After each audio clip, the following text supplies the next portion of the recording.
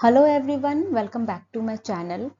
आज हम reproduction in animals, ये जो चैप्टर है क्लास 8 साइंस का, इसके कुछ टॉपिक्स जो है वो हमारे रह गए हैं, उसको हम कंप्लीट करेंगे। जैसे कि fertilisation, development of embryo, viviparous and oviparous animals, young ones to adult. तो इन सब टॉपिक को आज हम समझेंगे और इस चैप्टर को कंप्लीट करेंगे। अगर आपने इसके पहले वाले जो टॉपिक्स हैं इस चैप्टर के उसको नहीं देखा है तो आप प्रीवियस वीडियो में चेक कर सकते हैं, वो वीडियो अपलोडेड है। ठीक है, तो चलो स्टार्ट करते हैं। आज हम इसको कंप्लीट करेंगे। सबसे पहले समझते हैं फर्टिलाइजेशन होती क्या है। The fusion of the egg and the sperm is called fertilisation. मतलब जो हमारी फीमेल गैमेट है, जिसे हम क्या कहते हैं, एग, एंड जो हमारे मेल गैमेट है वो क्या है, वो है स्पर्म। तो इन दोनों का फ्यूजन ही कहलाता है फर्टिलाइजेशन। यानी कि fusion of egg and the sperm is known as fertilisation. ये एग कहाँ प्रोड्यूस होते हैं, तो ये प्रोड्यूस होते हैं हमारे फीमेल रिप्रोडक्टिव ऑर्गन में। और स्पर्म कहाँ प्रोड्यूस होते हैं, ये प्रोड्यूस होते हैं मेल रिप्रोडक्टिव ऑर्गन में। सो इन्हीं का जो फ्यूजन होता है, यही प्रोसेस क्या कहलाता है, फर्टिलाइजेशन कहलाता है। It is the first step in the process of reproduction. तो रिप्रोडक्शन का जो पहला स्टेप है that is fertilization. A single sperm fuses with the ova during fertilization. एक सिंगल स्पर्म, यहाँ आप देख सकते हो स्पर्म तो मिलियंस ऑफ स्पर्म प्रोड्यूस होते हैं, ठीक है, लेकिन एक सिंगल स्पर्म ही क्या करता है, एग को फर्टिलाइज करता है। जैसे आप देखो यहाँ पे एक सिंगल स्पर्म ही है जो एग को फर्टिलाइज कर रहा है, पेनिट्रेट कर कर अंदर आ रहा है, बाकी क्या है, बाहर ही है। ठीक है, ये ओवा क्या है, ये ओवा जो है ये प्लूरल फॉर्म है ओवम का, जिसका लैटिन मीनिंग क्या होता है, एग। इसी को ही हम क्या कहते हैं, कभी ओवम या ओवा बोलते हैं। During fertilization the nuclei of the sperm and the egg fuses to form a single nucleus. अब क्या होता है, जैसे ही इसने एग को पेनिट्रेट किया तो इसका जो न्यूक्लियस है ये क्या होता है, फ्यूज कर जाता है एग के न्यूक्लियस के साथ। अब यहाँ देखो, यहाँ ये फ्यूज कर गए हैं और अब ये क्या बनाएंगे, एक सिंगल न्यूक्लियस बनाएंगे। यहाँ पे फ्यूजन ऑफ न्यूक्लियस हो रहा है किसके, एग एंड स्पर्म के, और अब ये क्या बनाएंगे, एक सिंगल न्यूक्लियस बनाएंगे। During fertilization, the nuclei of the sperm and the egg fuse to form a single nucleus. This result in the formation of a fertilized egg or zygote. अब ये एग जो है वो स्पर्म से क्या हो गया, फर्टिलाइज्ड हो गया है, इसीलिए अब हम इसे क्या बोलेंगे, फर्टिलाइज्ड एग बोलेंगे, या फिर हम इसको क्या बोलेंगे, इस स्ट्रक्चर को हम इसको जाइगोट बोलेंगे। और ये जाइगोट क्या है, ये जाइगोट है सिंगल सेल स्ट्रक्चर है। Okay, the new individual inherits some characteristics from the mother and some from the father. अब जो ये हमारा जाइगोट या फिर जो हमारा ऑफस्प्रिंग बनेगा, न्यू इंडिविजुअल बनेगा, है ना, उसके पास कुछ कैरेक्टरिस्टिक्स किसके होंगे, फादर के होंगे, और कुछ किसके होंगे, मदर के होंगे। क्योंकि मदर के एग और फादर के स्पर्म से फ्यूज होकर क्या बना है हमारा ये जाइगोट, और यही जाइगोट आगे चलकर ग्रोथ कर कर क्या बनेगा, एक फुली इंडिविजुअल बनेगा।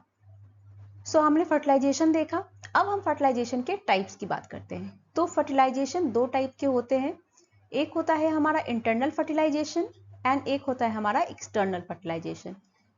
Internal fertilization, fertilization which takes place inside the female body is called internal fertilization. वैसे fertilization जो फीमेल बॉडी के अंदर होते हैं उसको हम क्या कहते हैं, इंटरनल फर्टिलाइजेशन कहते हैं। जैसे हम ह्यूमन बीइंग्स में क्या होता है, इंटरनल फर्टिलाइजेशन होता है, काउज हो गए, डॉग्स हो गए, हेन में भी जो हमारी मुर्गियां होती हैं उसमें भी क्या होता है, इंटरनल फर्टिलाइजेशन ही होता है। हालांकि वो बेबी बर्थ नहीं करते, डिलीवर नहीं करते, वो एग ही ले करते हैं, लेकिन फिर भी उनमें क्या होता है, इंटरनल फर्टिलाइजेशन होता है।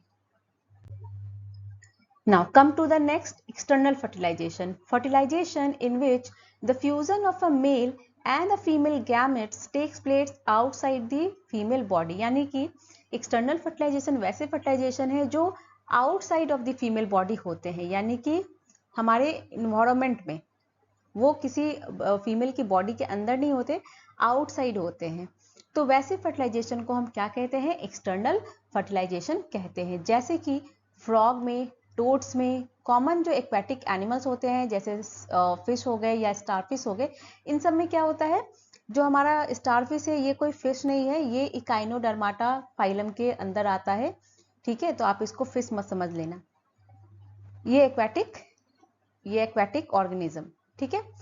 Now external fertilization in frog and toads. तो हमने क्या देखा कि एक्सटर्नल फर्टिलाइजेशन जैसे फ्रॉग में होते हैं, फिशेज में होते हैं। तो अब हम एक उदाहरण के तौर पे फ्रॉग और टोड्स में किस तरह से एक्सटर्नल फर्टिलाइजेशन होते हैं इसको समझते हैं। ड्यूरिंग रेनी सीजन और spring, frogs and toads move to ponds और स्लो फ्लोइंग स्ट्रीम।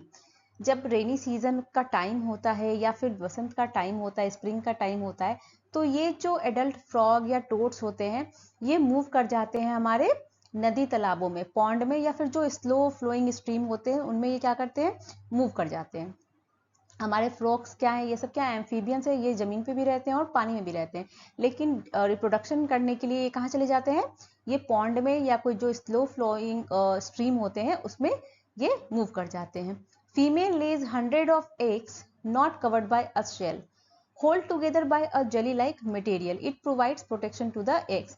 अब क्या होता है, जो फीमेल फ्रॉग हैं या टोड्स हैं वो क्या करती है, वो बहुत सारे एग्स, हंड्रेड्स ऑफ एग्स जो है वो ले करती है, और ये जो एग्स होते हैं इनके ऊपर कोई सेल की कवरिंग नहीं होती है प्रोटेक्शन के लिए, जैसा कि हम मुर्गियों के अंडे में देखते हैं ऊपर क्या होता है, एक शेल होता है प्रोटेक्शन के लिए, बट इनमें ऐसा कुछ नहीं होता।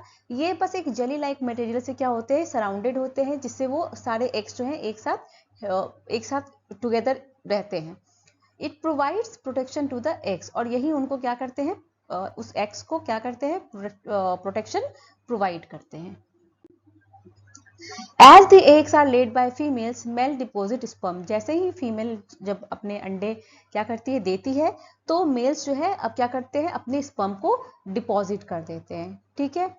Sperm swims randomly with the help of its long sperm tail and comes in contact with the eggs। तो ये एक रैंडम प्रोसेस है, ये कोई एकदम डेफिनेट प्रोसेस नहीं है।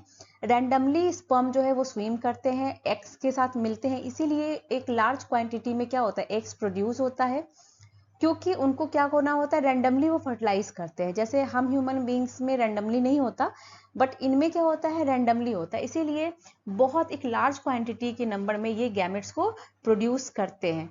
ठीक है, बाय चांस वाली बात होती है। And in this way external fertilization takes place. अब जब स्पर्म स्विम कर रहा है, वो एग्स के पास पहुंचा, या फिर स्पर्म जो है वो डिपॉजिट हो गया डायरेक्टली एग्स पे, तो क्या होती है, फर्टिलाइजेशन हो जाती है। और इसी फर्टिलाइजेशन को हम क्या कहते हैं, एक्सटर्नल फर्टिलाइजेशन कहते हैं, क्योंकि ये फीमेल बॉडी के अंदर नहीं हो रही है, ये आउटसाइड दी फीमेल बॉडी हो रही है। नाउ अब हमने देखा कि हमारा फर्टिलाइजेशन हो गया, उसके बाद एक स्ट्रक्चर फॉर्म हुआ जिसे हम क्या कहते हैं, जाइगोट या फिर अनफर्टिलाइज्ड एग कहते हैं। ये जो हमारा जाइगोट होता है वो एक सिंगल सेल होता है।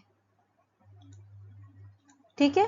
Fertilization result in the formation of zygote which begins to develop into an embryo. अब जो जाइगोट के बाद का जो स्ट्रक्चर होता है उसको हम क्या कहते हैं, जब वो डेवलप करना स्टार्ट हो जाता है धीरे धीरे, तो उस स्ट्रक्चर को हम क्या कहते हैं, एम्ब्रियो कहते हैं। यानी कि zygote which begins to develop into an embryo। The development of an embryo is a complex process that involves several stages including before implantation in uterus and after implantation in uterus। तो देखो ये जो embryo होता है इसका जो development होता है वो कोई एक सिंपल सा प्रोसेस नहीं है, क्योंकि वो पूरी फुली डेवलप होना है इंडिविजुअल को, तो ये एक थोड़ा कॉम्प्लेक्स प्रोसेस होता है जो बहुत सारे स्टेजेस में होता है। सबसे पहले तो हम देखते हैं कि जब यूट्रस में इम्प्लांटेशन नहीं हुआ है उस समय का सिनेरियो, एंड जब इम्प्लांटेशन हो जाती है उसके बाद का सिनेरियो। तो फर्स्ट हम देखते हैं बिफोर इम्प्लांटेशन इन यूट्रस, क्योंकि हमें मालूम है कि जो एम्ब्रियो है, जो भ्रूण है, वो कहाँ डेवलप होते हैं, वो डेवलप होते हैं हमारे यूट्रस में। Zygote divides repeatedly and form a ball of cells called morula. अब ये सिंगल सेल है, अब इसमें क्या होते हैं, डिवीजन होते हैं। ठीक है, 1 से 2, 2 से 4, तो डिवाइड करते चले जाते हैं ये, और ये क्या फॉर्म करते हैं, एक सेल का बॉल लाइक स्ट्रक्चर फॉर्म हो जाता है जिसे हम मोरूला कहते हैं। उसके बाद और डिवीजन होती है, देन वो क्या फॉर्म करते हैं, ब्लास्टोसिस्ट फॉर्म करते हैं। ये ब्लास्टोसिस्ट स्टेज ही ऐसा होता है जो हमारे यूट्रस के वॉल से क्या होता है, जाकर अटैच होता है, और यही जो प्रोसेस होती है अटैचमेंट की ब्लास्टोसिस्ट की यूट्रस के वॉल से, इसे हम क्या कहते हैं, इम्प्लांटेशन कहते हैं। मतलब अब जाके वहां पे ब्लास्टोसिस्ट क्या हो गया, इम्प्लांट हो गया। The blastocyst attaches to the uterine wall. This is called implantation. Morula बना, जाइगोट था, वो डिवाइड करा, उसने एक क्या बनाया, बॉल ऑफ सेल्स बनाया, जिसे हम क्या कहते हैं, मोरुला कहते हैं। और वो मोरुला फिर और जाके डिवाइड होकर उसने क्या फॉर्म किया, ब्लास्टोसिस्ट। ये ब्लास्टोसिस्ट इंपॉर्टेंट है स्ट्रक्चर, क्योंकि यही जो है हमारे यूट्रस के वॉल पे जाकर क्या होता है, इम्प्लांट होता है। और ब्लास्टोसिस्ट का यूट्रस वॉल पर इम्प्लांट होना, यही हमारा प्रोसेस क्या कहलाता है, इम्प्लांटेशन कहलाता है। ठीक है, जैसे हम देखो यहाँ पर क्या हो रहा है, फर्टिलाइजेशन हो रहा है, उसके बाद यहाँ पे क्या हुआ, न्यूक्लियस का मर्जर हो गया। ठीक है, एग एंड स्पर्म के न्यूक्लियस फ्यूज हो गए और वो एक सिंगल न्यूक्लियस बनाया। अब ये जो स्ट्रक्चर हुआ ये क्या कहलाया, जाइगोट कहलाया। अब जाइगोट के बहुत सारे डिवीजन होंगे। ठीक है, उसके बाद होते होते वो एक बॉल ऑफ सेल्स पर फॉर्म किया। ठीक है, उसको हमने कहा मोरुला। उसके बाद जो स्टेज आया दैट इज द ब्लास्टोसिस्ट। अब यही ब्लास्टोसिस्ट जो है वो हम आगे देखते हैं, वो अब इम्प्लांट हो जाएगा कहाँ, यूट्रस की वॉल पर। अब हम देखते हैं, अब इम्प्लांटेशन हो गया है, हमारा ब्लास्टोसिस्ट जो है वो यूट्रस की वॉल पे क्या हो गया, अटैच हो गया है। अब हम जो सिनेरियो देखेंगे वो देखेंगे आफ्टर इम्प्लांटेशन इन यूट्रस। अब यूट्रस में जब इम्प्लांट हो गया है उसके बाद क्या होता है वो देखते हैं। The blastula divides to form gastrula. अब जो नेक्स्ट स्टेज आया कि जो ब्लास्टुला है वो अब डिवाइड होता है और वो फिर क्या फॉर्म करता है, gastrula with multiple layers of cells, and this cells begins to form groups that develop into different tissues and organs of the body. ये जो ब्लास्टुला है जब इम्प्लांट हो गया उसके बाद ये जो ब्लास्टुला है ये डिवाइड होकर फिर क्या फॉर्म करता है, गैस्ट्रुला। गैस्ट्रुला में मल्टीपल लेयर्स ऑफ सेल्स होते हैं जो क्या करते हैं, वो सारे सेल्स जो है अब ग्रुप फॉर्म करने लगते हैं। ठीक है, अब हमें पता है ग्रुप ऑफ सेल्स क्या होते हैं, टिश्यू डिफरेंट टिश्यूज फॉर्म होते हैं और फिर वही टिश्यूज जो है ऑर्गन्स बनाते हैं। फिर बहुत सारे बॉडी के ऑर्गन्स जो है धीरे धीरे क्या होते हैं, डेवलप होना स्टार्ट होते हैं। This developing structure is term as embryo. और यही जो डेवलपिंग स्ट्रक्चर है जो धीरे धीरे सेल्स में, बहुत सारे सेल्स में मल्टीपल लेयर्स ऑफ सेल्स बने, वो सेल्स जो है वो ग्रुप में बटे, ग्रुप में बटकर उन्होंने टिश्यू फॉर्म किया, फिर टिश्यूज जो है ऑर्गन्स बनाने लगे। तो यही जो डेवलपिंग स्ट्रक्चर है इसको हम क्या कहते हैं, एम्ब्रियो कहते हैं। Right, now embryo continues to develop in the uterus and gradually develops different body parts such as hand, legs, head etc. अब ये जो embryo है धीरे धीरे क्या होता है, यूट्रस में डेवलप होता है और डिफरेंट बॉडी पार्ट्स जो है वो बनते हैं, जैसे कि हाथ हो गए, पैर हो गए, हेड हो गए, हार्ट हो गए। तो बहुत सारे ऑर्गन सिस्टम जो है वो धीरे धीरे क्या होते हैं, डेवलप होना स्टार्ट होते हैं। जैसे हमने अभी देखा था ब्लास्टोसिस्ट का, तो आप ये देखो ये यूट्रस की वॉल है और यहाँ पर क्या है, हमारा ब्लास्टोसिस्ट जो है वो अटैच हो गया है। ठीक है, यहाँ पर हम देख रहे हैं एम्ब्रियो की डेवलपमेंट हो रही है धीरे धीरे। ये देखो फीटस है, ये 4 वीक्स का है, ये 10 वीक्स का है। धीरे धीरे क्या हो रहे हैं, हैंड डेवलप हो रहे हैं, धीरे धीरे लेग डेवलप हो रहे हैं। ये जो फीटस है ये 20 वीक्स का है। और अब देखो आप धीरे धीरे डेवलप होते होते क्या हो रहा है, ये जो है धीरे धीरे ग्रोथ कर रहा है और साइज में इंक्रीज हो रहा है। इसके डिफरेंट बॉडी पार्ट्स जो है वो डेवलप हो रहे हैं inside the uterus. The stage of the embryo at which all the body parts can be identified is called fetus. मतलब embryo का वो स्टेज जो डेवलपिंग स्ट्रक्चर होता है उसको तो embryo कहते हैं, और उस embryo का वो स्टेज जिसमें डिफरेंट बॉडी पार्ट्स को हम आइडेंटिफाई कर पाते हैं। जैसे हमने आइडेंटिफाई किया, अच्छा ये हैंड है, ये हेड है, ये लेग है। तो डिफरेंट बॉडी पार्ट्स को अगर हम आइडेंटिफाई कर पा रहे हैं तो उस स्टेज को हम क्या कहते हैं, फीटस कहते हैं। ठीक है, when development of foetus complete the mother gives birth to the baby. और जब डेवलपमेंट फुली हो जाता है तो फिर क्या होता है, बच्चे की डिलीवरी हो जाती है। माँ जो है वो बच्चे को क्या करती है, जन्म दे देती है, बेबी की डिलीवरी हो जाती है। अब हम यहाँ पर एक आपकी एनसीईआरटी में कुछ नोट करने वाली बात है। जैसे कि मैंने अभी पहले बताया था कि इंटरनल फर्टिलाइजेशन जो है वो हेंस में भी होते हैं, but hens don't give birth to the babies. But वो बच्चे पैदा नहीं करती, डिलीवर नहीं करती, राइट, वो अंडे देते हैं। Like human beings and cows, soon after fertilization the zygote divides repeatedly and travels down the oviduct. जैसे ही उसमें फर्टिलाइजेशन होती है वो जो सिंगल सेल स्ट्रक्चर जो जाइगोट हमारा फॉर्म होता है वो डिवाइड करने लगता है रिपीटेडली और वो ट्रेवल कर जाता है किधर की ओर, ओविडक्ट की ओर। As it travels down, many protective layers are formed around it, which can see as hard cell. जैसे जैसे वो ओविडक्ट की तरफ मूव करना स्टार्ट करता है, ट्रेवल करना स्टार्ट करता है, उसके ऊपर लेयर बाय क्या होती है, फॉर्म होने लगती है लेयर्स, और वही जो है एक प्रोटेक्टिव हार्ड सेल जो है फॉर्म कर देती है। After the hard cell is formed around the developing embryo, the hen finally lays the eggs. जब हार्ड सेल जो है, जो एम्ब्रियो है अंदर, उसके चारों तरफ क्या है, हार्ड सेल जब फॉर्म हो जाता है तब जो है ये जो हमारी हैन है वो क्या करती है, अंडे देती है।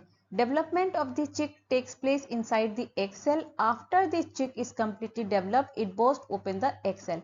अब क्या होता है, जब मुर्गियां अंडे दे देती हैं तो उस अंडे के अंदर ही जो हमारे चिक्स हैं वो क्या होते हैं, डेवलप होते हैं, और जब वो कंप्लीटली डेवलप हो जाते हैं तो अंडे जो है वो फूट जाते हैं, और फूटने के बाद क्या होते हैं, वो बाहर आ जाते हैं। जो एग सेल है वो बर्स्ट ओपन हो जाता है, और जो हमारी जो चिक है वो क्या होती है, फुली कंप्लीटली डेवलप चिक है वो क्या होती है, वो बाहर आ जाती है। Animals which undergo external fertilization, development of the embryo takes place outside the female body. अब जो एक्सटर्नल फर्टिलाइजेशन जिस भी एनिमल्स में होते हैं उनके जो एम्ब्रियो के डेवलपमेंट होते हैं वो कहाँ होते हैं, फीमेल बॉडी के आउटसाइड ही होते हैं, क्योंकि फर्टिलाइजेशन आउटसाइड हुआ है तो एम्ब्रियो का डेवलपमेंट भी कहाँ होता है, आउटसाइड दी फीमेल बॉडी होता है। In case of internal fertilization क्या होता है, जो हमारा एम्ब्रियो का डेवलपमेंट है वो फीमेल बॉडी के अंदर ही होता है। Now come to the viviparous and oviparous animals. अब ये विविपेरस एंड ओविपेरस एनिमल्स किसे कहते हैं, सबसे पहले विविपेरस एनिमल्स को देखते हैं। The animals which give birth to young ones are called viviparous animals. वैसे एनिमल्स जो बच्चों को, जो यंग वंस को जन्म देते हैं, डिलीवरी करते हैं, उनको हम कहते हैं विविपेरस एनिमल्स। जैसे ह्यूमन बींग्स हो गए, काउ, डॉग, ये सब जो है हमारे क्या है, ये विविपेरस एनिमल्स है। ओविपेरस एनिमल्स कौन से हैं, those animals which lays eggs are called oviparous animals. वैसे एनिमल्स जो अंडे ले करते हैं, एग्स ले करते हैं, उनको हम ओविपेरस एनिमल्स कहते हैं। ये जो है बर्थ नहीं देते यंग वंस को, ये एग ले करते हैं। तो इनमें कौन आते हैं, बर्ड्स आते हैं, मोस्ट ऑफ द रेप्टाइल्स आते हैं, मोस्ट ऑफ द एम्फीबियंस जो है इस कैटेगरी में आते हैं, यानी कि ओविपेरस एनिमल्स की कैटेगरी में आते हैं। Now come to the next topic, that is the young one to adult. अब यंग वन टू एडल्ट में कैसे चेंज होते हैं। The new individual which are born or hatched from the egg continue to grow till they become adults. अब जो हमारे new individual हैं, जो जन्म लिए हैं या फिर जो अंडे से फूटकर बाहर निकले हैं, वो जो है कंटिन्यू ग्रो करते रहते हैं और क्या बन जाते हैं, फिर बाद में वो एडल्ट बन जाते हैं। The young ones may look different from the adults. तो जरूरी नहीं है कि वो एग्जैक्टली वैसे ही दिखते हों, वो डिफरेंट भी दिख सकते हैं। For example, in case of frogs and silkworm, the young ones are completely different from the adult. मतलब कि जैसे हमारे में ह्यूमन बींग्स में क्या होता है, जब बच्चे जन्म लेते हैं तो कैसे होते हैं, उनके हाथ पैर सब जैसे होते हैं ह्यूमन बींग्स के वैसे दिखते हैं। लेकिन जब हम फ्रॉग या सिल्कवर्म के केस में देखते हैं तो हम देखते हैं जो उनके यंग वंस होते हैं वो कंप्लीटली डिफरेंट होते हैं जब वो एडल्ट में चेंज होते हैं। तो इंटायरली वो क्या होते हैं, डिफरेंट होते हैं। जैसे